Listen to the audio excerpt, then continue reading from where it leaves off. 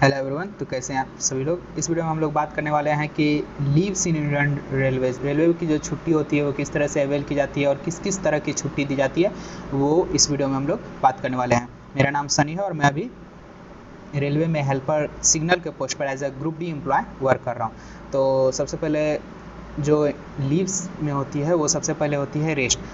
तो आप लोग जब ड्यूटी ज्वाइन करेंगे तो आपको वीक में एक दिन वीकली ऑफ मिलेगा अगर आप फील्ड एम्प्लॉय हैं तो। और ये जो वीकली ऑफ होता है ये कोई फिक्स नहीं रहता है कि संडे को ही मिलेगा या मंडे को ही मिलेगा। ये आपके साथ जो वर्क करने वाले लोग होते हैं उस पर डिपेंड करते हैं कि उनका किन किन दिन को पड़ रहा है और कौन सा डे जो है वो बचा हुआ है। और आपके हायर ऑफिसर्स पे भी कभी कभी डिपेंड करता है कि आपको कौन से दिन वो आपको वीकली ऑफ देंगे। तो इसमें कोई इशू नहीं होती है, आप अपने चॉइस के हिसाब से उन्हें बता सकते हैं। अगर वो कंफर्टेबल रहते हैं तो आपको उसी दिन रेस्ट दे दी जाती है। इसके अलावा अगर आप ऑफिस एम्प्लॉय हैं तो आप जैसे डीआरएम ऑफिस में वर्किंग है तो आपको सैटरडे और संडे 2 दिन वीकली ऑफ मिलते हैं। इसके बाद आता है कैजुअल लीव। ये जो आप होता है वो पूरे ईयर में आपको 10 मिलता है। साल के स्टार्टिंग में 1 जनवरी को ही आपके अकाउंट में क्रेडिट हो जाता है। तो ये सीएल जो होते हैं अगर आप पूरे 1 साल के अंदर ये 10 सीएल को अगर आप यूज़ नहीं कीजिएगा तो ये जो होते हैं नेक्स्ट ईयर जो होते हैं वो कम्यूट नहीं होते हैं, ये इसी ईयर जो ख़त्म हो जाते हैं। मान लीजिए कि आप 1 साल में 8 सीएल यूज़ कर पाए, 2 सीएल यूज़ नहीं कर पाए, तो बाकी जो बचे 2 सीएल होते हैं वो लैप्स हो जाते हैं, वो आगे के ईयर में कम्यूट नहीं होते हैं। तो ये जो होता है सीएल आपको एक ईयर में पूरे के पूरे यूज़ करने होते हैं। अब ये सीएल जो होते हैं वो किस तरह से मिलते हैं, जैसे आपका रेस्ट मान लीजिए कि ट्यूसडे को पड़ रहा है तो आप रेस्ट के साथ 2 सीएल लगा के 3 दिन की छुट्टी अवेल कर सकते हैं। या फिर मान लीजिए कि किसी दिन हॉलीडे पड़ रहा है जैसे कि एनएच नेशनल हॉलीडे है, जैसे 2 अक्टूबर हो गया, जैसे कि दुर्गा पूजा हो गया, इस तरह के कोई ऑफ है उसके साथ आप सीएल लगा सकते हैं। आगे या पीछे कहीं भी आप यूज़ कर सकते हैं। बात आती है एलएपी, जिसका फुल फॉर्म होता है लीव ऑन एवरेज पे। तो ये एलएपी जो होती है वो आपको 1 साल में 30 दिन मिलती है। तो ये 30 दिन जो होती है वो सीएल के तरह एक बार में 1 जनवरी को क्रेडिट नहीं किया जाता है। ये जो होता है 2 बार में क्रेडिट किया जाता है। फर्स्ट 15 लीव्स जो होते हैं वो अकाउंट में 1 जनवरी को क्रेडिट किए जाते हैं। उसके बाद 6 महीने बाद 15 लीव अनदर 15 लीव जो होती है वो आपके अकाउंट में 1 जुलाई को क्रेडिट की जाती है। तो जिस तरह से पिछले छुट्टी में आपने देखा कि सीएल जो होती है वो अगर आपने यूज नहीं किया तो ईयर के लास्ट में जो होता है वो लैप्स हो जाता है, लेकिन एलएपी जो होता है वो लैप्स नहीं होता है, वो जो होते हैं नेक्स्ट ईयर में कम्यूट हो जाते हैं। जैसे मान लीजिए आपको 30 एलएपी मिले और आपने 10 एलएपी का ही मात्र यूज कर पाया, तो बाकी बचे जो 20 एलएपीज होंगे वो नेक्स्ट ईयर जो आपको 30 एलएपी मिलेंगे उसमें ऐड हो जाएंगे। तो इस तरह से एलएपीज जो होती है वो खत्म नहीं होती है, वो आगे कम्यूट हो जाती है।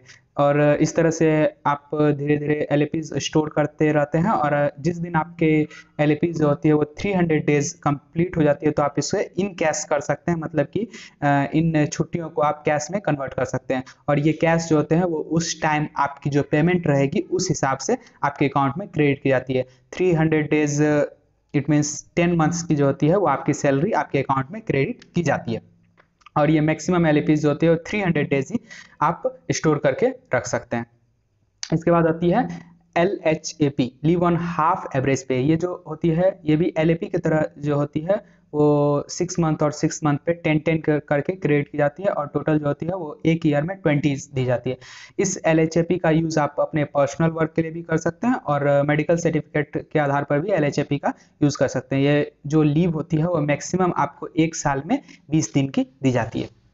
इसके बाद आता है हॉस्पिटल लीव। मान लीजिए कि आपको ड्यूटी के दौरान कहीं चोट लग गया, आप गिर गए, आपको कोई तरह की बीमारी हो गई, जैसे अभी कोविड का सिचुएशन है, तो अगर ड्यूटी के टाइम अगर आपको कोविड हो जाती है तो आप जो है हॉस्पिटल लीव ये इस छुट्टी का आप यूज़ कर सकते हैं। तो इस हॉस्पिटल लीव का जो यूज़ होता है, जैसे मान लीजिए कि आपकी तबीयत जो है 120 डेज तक अगर खराब रही तो फर्स्ट 120 डेज जो है उस बीच जो है आपकी सैलरी जो बनेगी वो एलएपी के अकॉर्डिंग बनेगी, जो कि नॉर्मल सैलरी के अकॉर्डिंग होती है। इसमें किसी तरह की कटाई नहीं होती है सैलरी में। लेकिन अगर आपकी हॉस्पिटल लीव 120 डेज से एक्सीड हो जाती है तो फिर 120 डेज तो आपको एलएपी के अकॉर्डिंग सैलरी मिलेगी, लेकिन इसके बाद की छुट्टी में आपको एल एच ए पी के अकॉर्डिंग सैलरी मिलेगी। इस छुट्टी में क्या होती है, अगर आप 5 डेज की लीव लेते हैं तो आपको 3 डेज का ही पेमेंट मिलता है। और ये जो हॉस्पिटल लीव है वो मैक्सिमम से मैक्सिमम आप 28 मंथ्स तक अवेल कर सकते हैं, लेकिन इतने दिनों की छुट्टी जो होती है हॉस्पिटल लीव में नहीं दी जाती है। लेकिन रूल्स है कि आप मैक्सिमम 28 मंथ्स तक अवेल कर सकते हैं। मैक्सिमम जो होते हैं, जो मैंने देखा हुआ है, 6 to 7 मंथ तक अवेल किया गया है हॉस्पिटल लीव। ये आपके हायर ऑफिसर्स पर डिपेंड करते हैं। इसके बाद आता है पैटर्निटी लीव।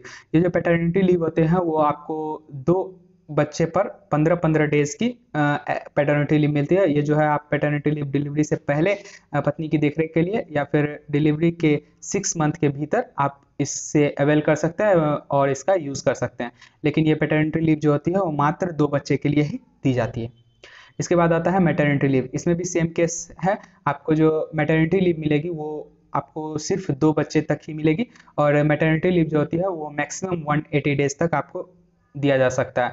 और अगर मैटरनिटी लीव के बाद भी आपको कोई हेल्थ इशू है तो आप अनदर एप्लीकेशंस लगाकर इस मैटरनिटी लीव को जो होता है मैटरनिटी लीव के साथ किसी और एक्स्ट्रा ऑर्डिनरी लीव या किसी और तरह की लीव जो है वो अप टू 2 ईयर्स तक एक्सीड करा सकते हैं। ये भी आपके हायर ऑफिसर्स पर डिपेंड करेंगे कि वो इतने दिन तक आपको छुट्टी दे पाते हैं कि नहीं दे पाते हैं, लेकिन मैटरनिटी लीव के केस में मैक्सिमम मिल ही जाती है। इसके बाद आता है extra ordinary leave. Leave without pay भी इसे कहा जाता है LWP, जिसके बारे में बहुत सारे लोग जानना चाहते हैं कि पढ़ाई के लिए लीव विदाउट पे मिल सकता है कि नहीं मिल सकता है, एक्स्ट्रा ऑर्डिनरी लीव की कोई व्यवस्था है कि नहीं व्यवस्था है। तो एक्स्ट्रा ऑर्डिनरी लीव जो होती है वो परमानेंट एम्प्लॉय के लिए मैक्सिमम जो है हायर ऑफिसर्स 5 ईयर्स तक ग्रांट कर सकते हैं। और अगर आप टेम्प्रोरी हैं, स्टार्टिंग में ज्वाइन किए हैं, और अगर आप एक्स्ट्रा ऑर्डिनरी लीव लेना चाहते हैं तो विदाउट मेडिकल सर्टिफिकेट जो है वो आपको 3 मंथ्स तक मिल सकती है, और सम हेल्थ इश्यूज पर, छोटी मोटी बीमारियों पर आपको 6 मंथ तक, और कैंसर और टीबी टाइप बड़े डिजीज के लिए आपको 1.5 साल तक 18 मंथ्स तक ये एक्स्ट्रा ऑर्डिनरी लीव्स जो है वो आपको मिल सकते हैं। लेकिन इतने दिनों की छुट्टी जो होती है वो हायर ऑफिसर्स बहुत ही कम ही देना चाहते हैं। तो ये जो है लीव्स जो है वो टोटली आपके हायर ऑफिसर्स पर डिपेंड करते हैं।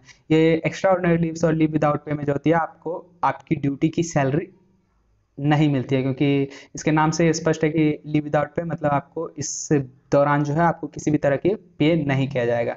इसके अलावा जो होता है CR और NH, 2 और तरह की छुट्टी होती है जो कि मैंने इसमें ऐड नहीं किया है। NH जो होता है, जैसे नेशनल हॉलीडे हो गए, 2 अक्टूबर, 15 अगस्त या किसी तरह की छुट्टी हो गई, तो वो आपको NH के तौर पे मिलते हैं, नेशनल हॉलीडे के तौर पे मिलते हैं। वो आप अवेल भी कर सकते हैं या उस दिन आप ड्यूटी भी कर सकते हैं, उस दिन के ड्यूटी करने का आपका एक्स्ट्रा पेमेंट भी बनता है। इसके अलावा CR होता है, अगर आप वीकली ऑफ में वर्क करते हैं तो उस दिन का रेस्ट आपको किसी और दिन CR के तौर पे मिलता है।